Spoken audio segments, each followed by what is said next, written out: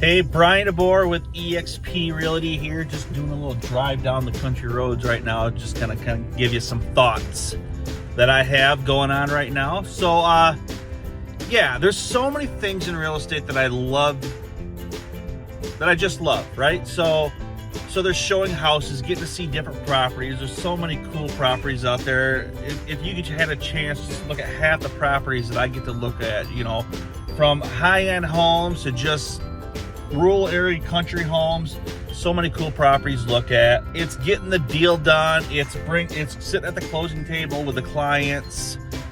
So many fun things in real estate. And then there's prospecting, right? Prospecting is the things that we have to do to try to get more business, right? To have that next deal going so we can provide for our families.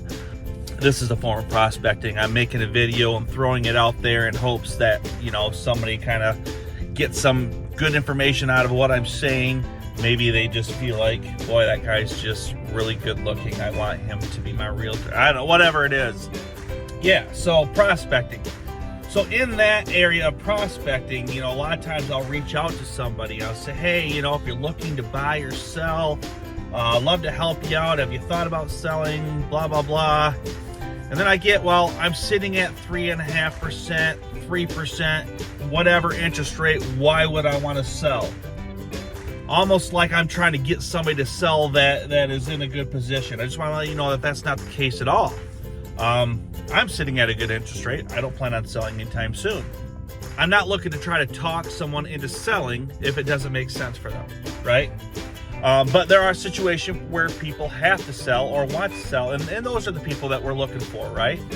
You know, maybe it's, sadly enough, a divorce situation where they need to sell a house. So, you know, I love to help out with that if I can. I've helped quite a few divorcees go through the home selling process, and I know it's tough, but something that sometimes it has to get done.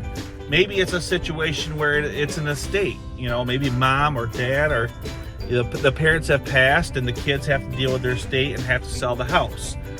I've dealt with that many times, and I'd love to help somebody with that if that is the case. That also too can be difficult. There's a lot of emotion involved with that. You know, sometimes there's multiple family members and they don't always see eye to eye on how things can be done. So it's a tricky thing to navigate.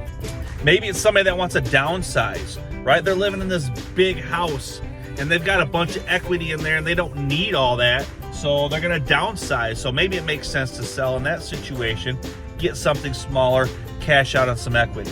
Maybe your family has just outgrown your living situation where, yeah, you might have a good interest rates, but you can just no longer fit in this house anymore and you got to get something bigger. I've had plenty of deals where that was the case, and I'd love to help you with that as well. But at the end of the day, nobody's trying to talk someone into selling if it doesn't make sense for them. If you're sitting at a sweet interest rate and you're comfortable where you're living, by all means, don't move. I wouldn't either.